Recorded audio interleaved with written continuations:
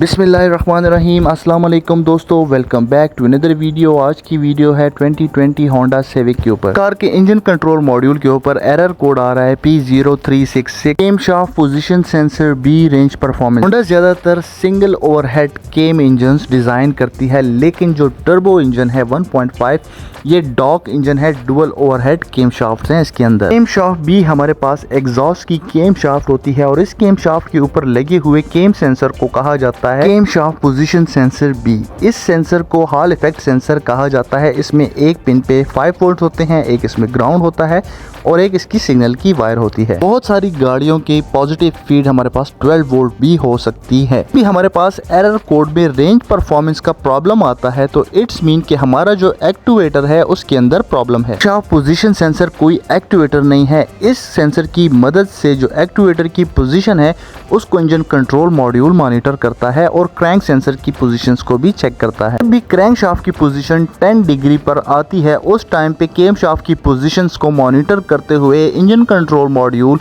ये error code detect करता है कि हमारा जो VTEC है वो काम नहीं कर रहा। VTEC सेंसर एक एक्टिवेटर होता है जो कि केम शाफ्ट को एडवांस एंड रिटार्ड करता है। कंट्रोल मॉड्यूल इस एक्टिवेटर के जरिए से केम शाफ्ट को एडवांस एंड रिटार्ड करता है और उनको मॉनिटर करता है केम शाफ्ट पोजीशन सेंसर से and crank shaft position sensor से। इस इंजन के अंदर 2 VTEC सेंसर लगे गए हैं। हर एक केम के लिए, एग्जॉस्ट की केम के लिए VTEC सेंसर B है और इनटेक की केम के लिए VTEC सेंसर A है। सेंसर की लोकेशन बिल्कुल टर्बो के पीछे होती है, जबकि इनटेक के सेंसर की लोकेशन साइड पे होती है।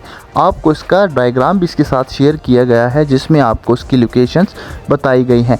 VTEC sensor A and VTEC sensor B की लोकेशंस। VTEC सेंसर को ऑयल कंट्रोल वाल्व भी कहा जाता है क्योंकि ये बेसिकली एक ऑयल कंट्रोल वाल्व होता है। इस सेंसर B की जो इंजन कंट्रोल मॉड्यूल पे पिन आउट है वो वाइट कलर की वायर है और इंजन कंट्रोल मॉड्यूल के इस कनेक्टर के 46 नंबर की पिन आउट। सेंसर को engine control module positive feed से कंट्रोल करता है, ग्राउंड इसको डायरेक्टली चेसिस से मिल जाता है। ऑयल कंट्रोल वाल्व या फिर VTEC सेंसर B जो है ये सिंगल एक्शन सेंसर है। एक सेंसर की जो मैग्नेटिक कॉइल है इसकी ओमेज हमारे पास 7 से 10 ओम तक आएगी, depend on the temperature of the sensor. Single action से मुराद ये है कि ये सेंसर जब भी एनर्जाइज होता है, इंजन कंट्रोल मॉड्यूल जब इसको एनर्जाइज करता है तो ये उस वाल्व को ओपन कर देता है, मैग्नेटिक फील्ड बनती है और उस वाल्व को ओपन किया जाता है। लेकिन जब ये सेंसर ऑफ होता है तो इस सेंसर के अंदर लगा हुआ स्प्रिंग उस गेट को वापस क्लोज कर देता है और सेंसर को वापस उस पोजीशन पे ले जाता है। कंट्रोल मॉड्यूल सिर्फ इसकी ओपन पोजीशन को ही कंट्रोल कर सकता है। एरर कोड के आने की जो रीजंस हो सकती हैं वो VTEC सेंसर के स्टक होने की भी हो सकती हैं।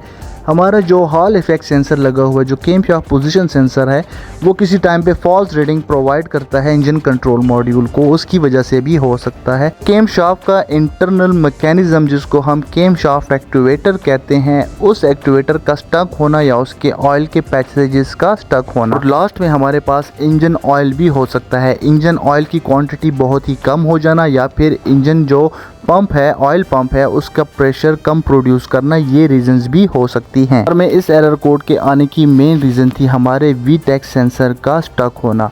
अब हम VTEC सेंसर को कैसे चेक कर सकते हैं? हमने इनटेक VTEC सेंसर को एग्जॉस्ट VTEC केम सेंसर से एक्सचेंज कर दिया है क्योंकि इनटेक वाले केम सेंसर को चेंज करना बहुत ही इजी है, वो सामने लगा हुआ है। एग्जॉस्ट वाले केम सेंसर को रिमूव करने के लिए काफ़ी पार्ट्स खोलने पड़ते हैं। पर हमारे पास एक्टिव टेस्ट है और उसमें हम एग्जॉस्ट VTEC को सेलेक्ट करते हैं। यहाँ पे इस एक्टिव टेस्ट में हमको इंजन स्पीड 2500 RPM रखने पड़ते हैं और इतने RPM के ऊपर जो इसका इंजन कंट्रोल मॉड्यूल है वो उसको कमांड देगा VTEC सेंसर को और उतनी कमांड का फीडबैक वो उसकी पोजीशन सेंसर से चेक करेगा। मैं इसके लिए HDS यूज़ कर रहा हूँ, आप चाहें तो अपने लॉन्च के या फिर किसी भी स्कैन टूल से इस एक्टिव टेस्ट को परफॉर्म कर सकते हैं।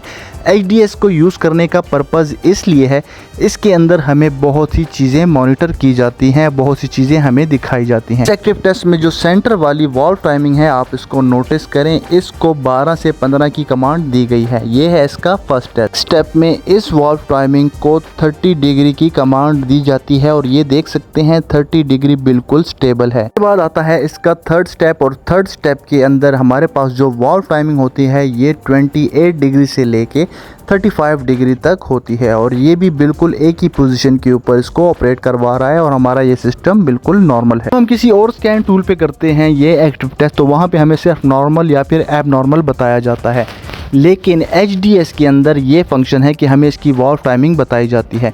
तो जो हमारा फॉल्टी VTEC सेंसर था उसको हमने इनटेक केम शाफ्ट के ऊपर लगाया था, और यहाँ पे हम इसको अब हम चेक करेंगे। दोस्तों इसकी जो वाल्व टाइमिंग होगी इसमें आप इसको अच्छी तरह से देखेंगे कि ये जो VTEC सेंसर है ये स्टक होगा, इसकी जो वाल्व टाइमिंग है वो डिज़ायर पोजीशन से कम होगी, और जब भी वाल्व टाइमिंग डिज़ायर पोजीशन से कम होगी टाइम पे इस एक्टिव टेस्ट के सेंटर में चलने वाला जो बार है जो हमें वाल्व टाइमिंग का बताता है वो बार रेड हो जाएगा। तो एक्टिव टेस्ट के दौरान वो बार रेड होता है तो इट्स मीन कि हमारा जो VTEC सेंसर है उसका जो स्प्रिंग है वो स्टक हो रहा है, क्योंकि अगर कॉइल के अंदर कोई मैग्नेटिक कॉइल के अंदर उसकी प्रॉब्लम होगा तब उसके VTEC का डायरेक्ट एरर कोड डिटेक्ट कर लिया जाएगा। तो यहाँ पे अब हम इसको ऑपरेट करते हैं, और इसमें आप देख सकेंगे कि हमारी जो वाल्व की टाइमिंग है, जो हमारा सेंटर का जो बार आएगा उसको देख सकते हैं वो कभी ग्रीन होगा और कभी रेड होगा। रेड होने का मतलब ये है वो डिज़ायर पोजीशन से कम है, इट्स मीन कि हमारे VTEC के अंदर प्रॉब्लम है। तो यहाँ पे देख सकते हैं वो एक ही जगह पे मेंटेन नहीं हो सक रहा। तो ये थी सारी रीज़न्स जो आपके साथ मैंने शेयर की। की बात यह है कि इस एक्टिव टेस्ट के दौरान हमें जो ये पैरामीटर्स हैं वो नॉर्मल बताएगा, ये उस टाइम पे एब नॉर्मल बताएगा जब हमारा VTEC सेंसर बिल्कुल ही स्टक हो जाएगा। एरर कोड की लास्ट रीज़न, अगर तो इंजन के अंदर काम हुआ है और उसकी टाइमिंग के अंदर प्रॉब्लम है तब भी हमें यही एरर कोड देखने को मिलेगा। ये हैं इसके टाइमिंग मार्क्स, आप चाहें तो इसके टाइमिंग मार्क्स देख के इसकी टाइमिंग को भी एडजस्ट कर सकते हैं। मिलते हैं नेक्स्ट वीडियो में किसी और टॉपिक के साथ, तब तक अपना ध्यान रखिएगा। अल्लाह हाफिज़।